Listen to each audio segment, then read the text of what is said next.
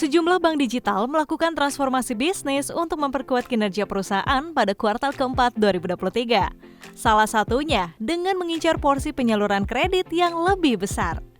Beragam aksi korporasi dilakukan, mulai dari target sasaran penyaluran kredit hingga melakukan kolaborasi dengan sejumlah mitra. Apa saja upaya bank digital mendongkrak target kredit hingga akhir tahun? Berikut ulasannya hanya di Market Wrap Up.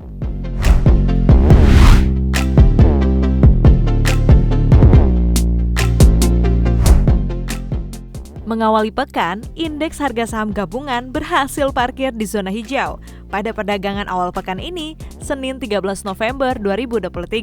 Neraca Perdagangan Indonesia atau NPI, ekspor dan impor Indonesia yang akan dirilis pada Rabu 15 November menjadi penopang pergerakan IHSG hari ini. Sementara itu, investor juga menanti rilis data inflasi Amerika Serikat dan Inggris pada bulan Oktober 2023 pada pekan ini. Realisasi inflasi tersebut berpotensi menentukan arah kebijakan dari bank sentral dan juga dari masing-masing negara di sisa tahun 2023. 2023 menyisakan 47 hari lagi. Semua perusahaan menggenjot kinerja agar menutup tahun dengan capaian target gemilang.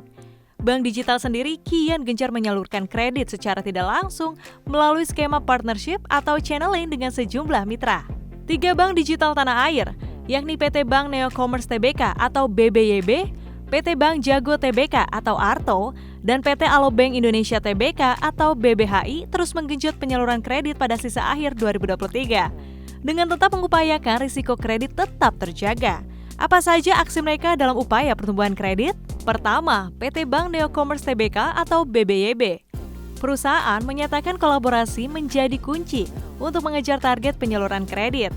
Teranyar pada awal kuartal keempat 2023, perseroan menjalin kerjasama dengan beberapa mitra strategis, yaitu Lunapos, Uangmi, dan Clemon Finance Indonesia. Bersama dengan Lunapos, Bank Neo memberikan kredit kepada UMKM yang berada di jaringan Lunapos. Tak hanya akses permodalan bagi pelaku UMKM saja, BNC juga memberikan kredit modal kinerja untuk segmen korporasi, salah satunya dengan Clemon Finance Indonesia. Berdasarkan laporan keuangan BBYB dari sisi intermediasi, Bank Neo Commerce telah menyalurkan kredit 10,11 triliun rupiah pada semester 1 2023. Tumbuh pesat 43,6% year on year. Aset pun naik 36,62% year on year menjadi 19,62 triliun rupiah. Selanjutnya, rasio kredit bermasalah gross BBYB naik dari 1,78% pada Juni 2022 menjadi 3,69% pada Juni 2023. NPL net juga naik dari 1,41% pada Juni 2022 menjadi 2,02% pada Juni 2023. Ya, selanjutnya ada PT Bank Jago Tbk atau ARTO. Menargetkan pertumbuhan penyaluran kredit sampai akhir tahun dapat mencapai double digit dengan mengandalkan skema partnership atau channeling bersama sejumlah mitra. Direktur Utama Bank Jago, Arif Haris Tanjung mengatakan, Bank Jago memang telah menjalankan penetrasi bisnis melalui kerjasama dengan 38 mitra. Ya, termasuk dari penyelenggara teknologi finansial atau fintech, peer-to-peer lending seperti Ada Kami, Kredit Pintar, dan Atome. Bank Jago juga gencar berkolaborasi dengan ekosistem grup Goto, di mana Goto melalui PT Dompet Karya Anak Bangsa merupakan pemegang saham Bank Jago dengan porsi kepemilikan 21,4%. Selain itu, Bank Jago memiliki layanan penyaluran kredit langsung melalui aplikasi sendiri. Berdasarkan laporan keuangan tahun 2022, dari sisi intermediasi, Bank Jago membukukan penyaluran kredit 10,9 triliun rupiah, tumbuh 33% year on year. Aset bank pun turut terkerek 21% year on year menjadi 19,12 triliun rupiah. Bank Jago juga telah mencatatkan perbaikan kualitas kredit.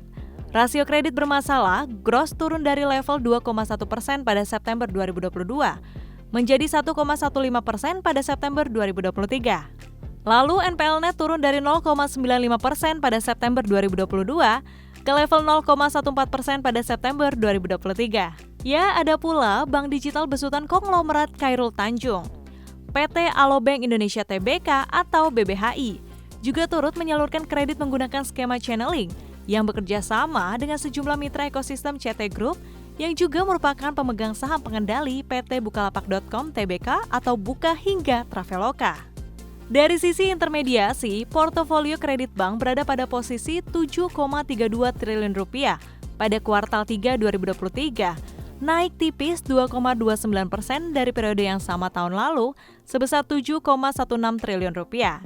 Ya, alhasil aset bank hingga September 2023 ikut terkerek 13,12% menjadi 11,99 triliun rupiah dari sebelumnya 10,59 triliun rupiah. Demikian sekilas ulasan mengenai upaya bank digital menggenjot penyaluran kredit. Sobat bisnis, tertarik mencoba mengajukan kredit melalui bank digital? Tulis pendapatmu di kolom komentar ya. Sampai jumpa di Market Wrap Up berikutnya.